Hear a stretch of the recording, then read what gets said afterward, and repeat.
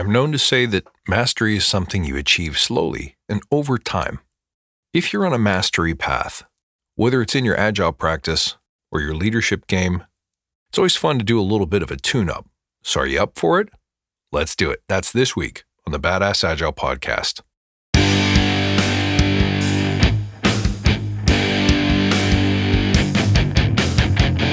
Greetings, team. Welcome to the Badass Agile Podcast. I'm your host, Chris Williams.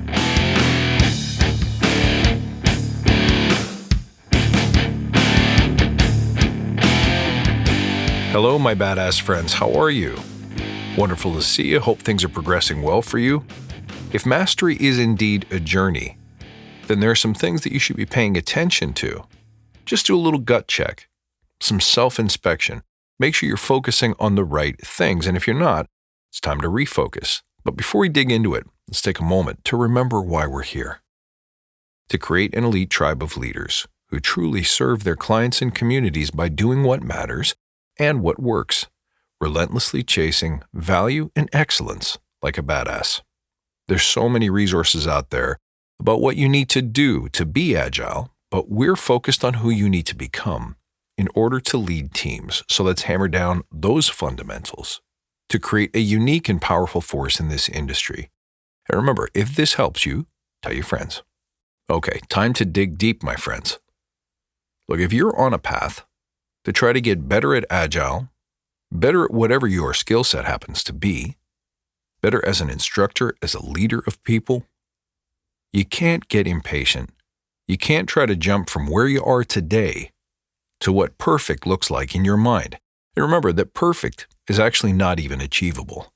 All we can do is continuously correct and adjust and be gentle with ourselves when we make mistakes. Here's the best way to think about mastery in any area of life. It's like muddy water becoming clear. Over time, the mud settles, and what was previously stirred up and confusing in a general mishmash of materials and substances suddenly becomes filtered, clear, clean, pure water. And that's what you want to be. But remember, it takes time for that mud to settle, for the uncertainty and the lack of clarity to dissipate and resolve into something crisp and true and powerful. So what I'm about to give you is something that you should revisit, maybe once a month or once a quarter, and just make sure you're aligning properly, that you're remembering these core values and principles. And if you're not executing on them or you're not integrating them into your life, it's time to revisit and improve. The first mastery principle is to be intentional. In the Badass Agile way, we speak about being visionary. Intention refers to your ability to visualize and set an outcome in everything that you do. Remember something, folks. Time is your only asset, and it's the only thing that's not renewable. If you run out of money, you can find a way to build more wealth, but if you run out of time, it's over. So it's crucially important in order to be effective that you understand the role of intentionality. What outcome or result am I looking for in this upcoming interaction, this upcoming meeting, this upcoming writing session, this upcoming coding session? You may even want to set intentions for the day, for the week, for the month, and for the year. If you're wise, you'll set an intention for the arc of your life. Who do you most want to become? What change do you want to make and see in the world? So you can start wherever you like. If you haven't already set a vision for yourself, it's so important that you do one. I've done a number of episodes over time that you can go back and listen to get more direction on how to do that. But also, don't forget that if you're going to go do a workout session at the gym tonight, figure out what do you want to get out of it. If you've got half an hour to work out, do you want to stretch and repair and recover? Or are you looking to break a sweat? Where do you want to focus? What's your intention? Do you want to increase your reps by 10%? Do you want to cut your time by 10%? What about the time you spend with your family? What's your intention there? To be present? To listen? To uncover and learn more about your family and your friends? How about this upcoming meeting? What are the key results that you need to take away so that this time wasn't wasted, so that it's not merely conversation, but action? What about your day at work? Is your intention to change one life, to complete one piece of code and check it in, to improve your testing effectiveness, to convert one human soul to the way of the Agilist. When you begin with intention, you have something to steer towards. It's like having a compass in the darkness. Now, the other principle that I want you to check yourself on is service and selflessness. Here again, I've done a number of episodes in the past you should check out, but knowing who you benefit, that is to say, who you serve, why you serve them, and how you plan to do it, is critically important. Now here, you have to balance between your own needs as a person and the needs of the people that you serve. You can't always defer to the needs of people at work, for example, because they'll never stop taking and taking if you're not careful. Not to say that everyone is greedy, but some people just don't appreciate how much you have going on at any given moment, so sometimes you have to defend your boundaries. But in general, if you're having trouble connecting with people, building trust with people, building influence with people, having your voice and your opinions heard, feeling like you matter, then one of the easiest fixes I can think of is to turn your lens outward. Remember who you serve. When you identify with and attach to your ultimate audience in that way, it tends to change how you show up. Really what we're talking about here is being selfless. When you are chiefly concerned about the benefits that accrue to you and you alone, people will perceive you very differently. But when your intention and your focus is on giving and serving others and improving the lives of others, whether that's a customer, a client, whether that's your employer or your team, then all of the right things tend to fall in place at the right time. The details essentially take care of themselves. One could say it is in our nature to be of service to others. And when you act and operate in a way that is consistent with your nature, you automatically appear as being more trustworthy, more deserving of the time, trust, and attention of others. All right, the next thing you need to focus on in your journey towards mastery is your awareness and attentiveness. This goes hand in hand a little bit with selflessness. When we turn our lens outward to understand the environment that we work in, to see what other people are doing, to be empathetic of what they're feeling and thinking and saying. When we do those things, we become more integrated with our teams, with our environment, and the people around us. It's easier to move as one when you are aware. Now, awareness includes a bunch of different things. The first practice that you can adopt is to make sure that you're attentive and present when you are not speaking or working alone. If someone else is talking to you, if somebody else is presenting, if you're on a call, a simple task you can set for yourself is to ensure that you're attentive. Turn the notifications on your phone off, close all your books and screens, and simply listen. Practice maintaining eye contact. Practice not what you're going to say next in your mind, but replaying what you just heard. Ensure that you understand what's being said and what's going on around you. This can even extend to, let's say, you walk to the commuter train at the end of your workday. Do you normally have your headphones plugged in and you're just staring at the ground? Or maybe worse, you've got your device in your hand and you're reading some emails. Well, what would happen if you changed that? What would happen if you spent a few precious moments just noticing anything, the sound of your footsteps, the faces of the people around you? What if you tried smiling at a stranger and see if they smile in return? Maybe try noticing the little details of the sidewalk, the fire hydrant, the stores and the buildings and offices that surround you. You might find that there's a tree sitting in the middle of nowhere that you never even noticed before. These are all practices that seem like they're not applicable to your leadership game or your Agile practice, but they are. Becoming more aware of your surroundings allows you to become more focused and more effective. Not to mention the people that are on the receiving end of increased attentiveness will feel like you care because you do, because you took the time to listen properly. Now, the last area of awareness and attentiveness is in your singular work. So if you are not speaking to other people, if you're not on a call, but you're doing your coding or doing your writing or doing your planning completely independently, be focused. A simple way to become more productive is to focus on one thing at a time. That's a big part of the badass Agile way. Be focused. Set a timer for 20 minutes, shut off all distractions, and get after your work. So you've set your intention. You've become more aware and more selfless and service-oriented. Now you shut off all distractions and you just hit it. Imagine how much more effective you could be. Now there's another area of awareness that I want to start drawing your attention to, and that's how you react to adversity, feedback, and negative situations. Go back and listen to the episode on building a shark tank because it's so important. You need to become aware not only of the things that happen around you, but the things that happen inside you. Having a bad day? Well, what loops are you playing in your mind with the stories that you tell yourself? What do you hear in your own head? How does that show up in your body? Notice when you feel nervous, anxious, angry, bitter, jealous, afraid. Notice when you feel like you want to quit. Notice when you feel like you're doubting yourself.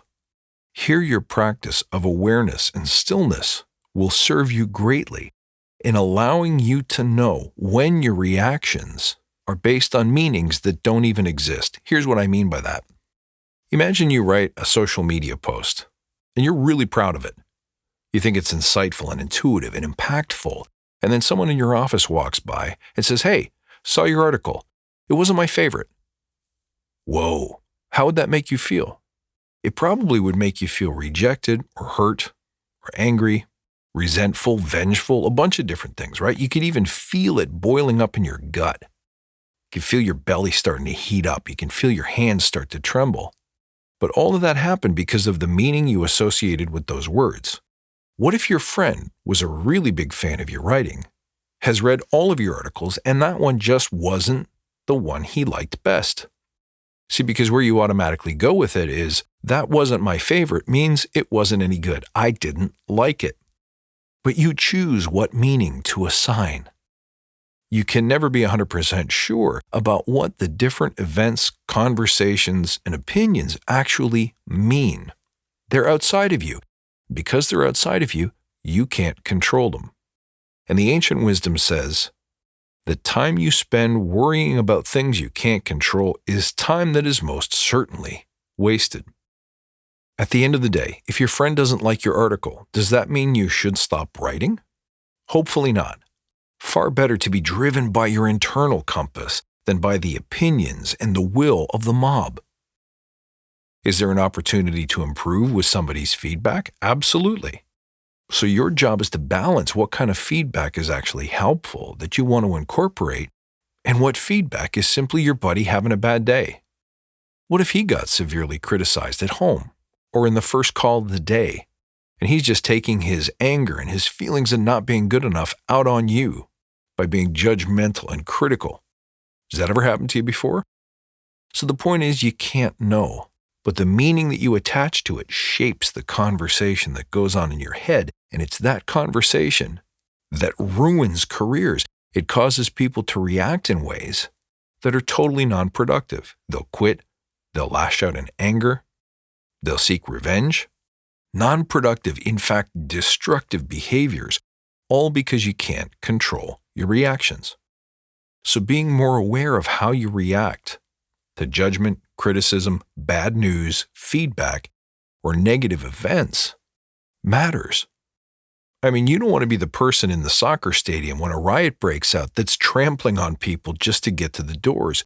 You want to be the person who's collected, who has their mind about them, who can come up with a plan of attack to get to safety and to help others around them. Somebody has to be that person. There's always one, at least. But if you're not in control of your reactions, if you immediately assume that when a negative event breaks out that we're all going to die and this means disaster, you're going to react accordingly. So you need to decide, are you in control of your reactions or are they in control of you? Now the next one is somewhat related, being free of attachment to outcomes. Well, hold on a sec. Didn't we just say that you should set outcomes, intentions, and results for everything you do? Yes, but be careful how closely tied you are to achieving that specific outcome in any given moment.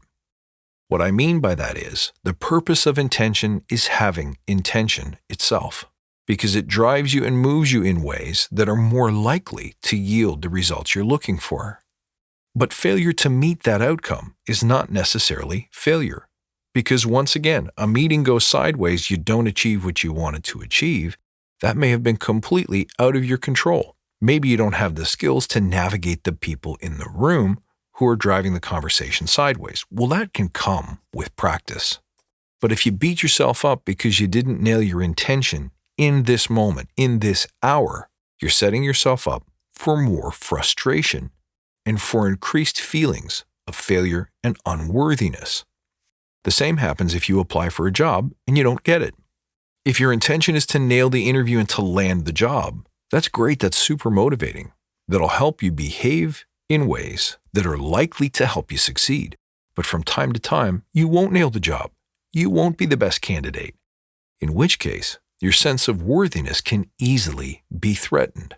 So think about it this way. If the purpose of the interview, the intention, is to nail the job, you got to be comfortable with a chance of failure. On the other hand, if your intention is to figure out if you and this job are right for each other, and if you are, to do everything you can to nail it, that intention is a little easier to achieve. So you have to be free of unreasonable attachments to unreasonable outcomes. Does that mean set the bar low? No, you should set the bar really high. But you also have to be comfortable with the fact that sometimes when things don't work out, it's for a reason. Think of it this way. If you go for a job that you think you're perfect for, and they just don't get it, you've done a great job presenting why you're the best candidate, the best choice, and they still don't accept you, there's an excellent chance that these folks simply don't get you. And as such, it would have been a terrible place for you to work because you're not operating on a common frequency. Well, at least now you know. But if you go home because you didn't get the job and you get depressed and you stop trying, or you quit, or you lower your expectations, you lower the bar, well, who does that serve? That attachment to an outcome cheats you of the things that you really wanted in life. Being free of attachments to specific outcomes ensures that you never lower the bar for yourself. And that's how you get closer to mastery. Now, the final thing to practice is patience. We've kind of come full circle to the intro. Mastery is not overnight. It requires that you practice and prepare and refine every single day. And that's the part of the journey that's the most fun. That's what makes you great, is being comfortable with and enjoying the daily practice. Being comfortable in the knowledge that no matter how well I do today or how poorly I do today, I am practicing, I'm growing, I am learning, and I'm improving. Inherent in that means that we can't be impatient for results. I train and coach a lot of people, and one common thing that they do, and I do it too, is they start learning some cool stuff. They start getting some new insights. They start accepting new philosophies, and they want to apply it and have it change the world today. That's very noble. But the problem is that until you have exercised and practiced with these new muscles and new techniques, you won't know how to reach a balanced approach. For example, how much intention is too much intention? How much selflessness sacrifices my own boundaries? How much awareness converts to daydreaming and being completely disconnected from the world around me?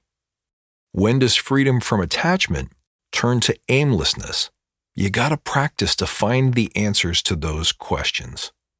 All of nature prefers balance, and to seek balance, you have to practice. You have to try, you have to fail, you have to observe, and you have to improve, which means you have to be very, very comfortable with applying what you learn immediately and being content with seeing small changes over time and recognizing that the big changes accrue slowly.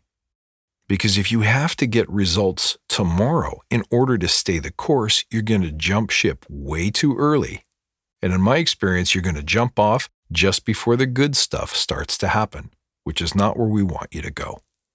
So take some time this week, guys, to run through this list and spot check yourself. Am I intentional? Am I aware and attentive? Am I free of attachments? And am I committed to practice and patient? Try them out and let me know what happens for you. Let me know if you have any questions. As always, my friends, thank you for being part of the tribe. Thank you for listening. You can reach out at badassagile.com or find me on Twitter at badass_agile. I look forward to next time, and until then, stay badass.